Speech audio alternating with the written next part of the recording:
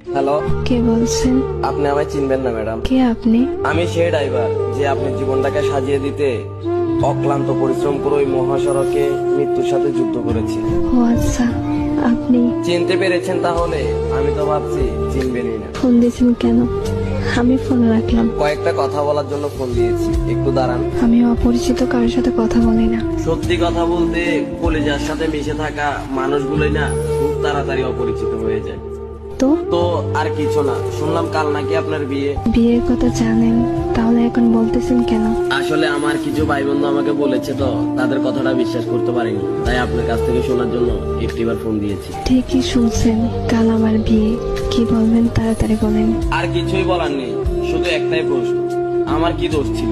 আমার ভালোবাসায় তো কোনো কমতি ছিল না, শুধু পেশায় ড্রাইভার বলে আজ আমায় ছেড়ে কোনো প্রতিষ্ঠিত ছেলের হাত ধরে চলে যাচ্ছ তুমি। তোমার কি ওই কথাটা মনে আছে?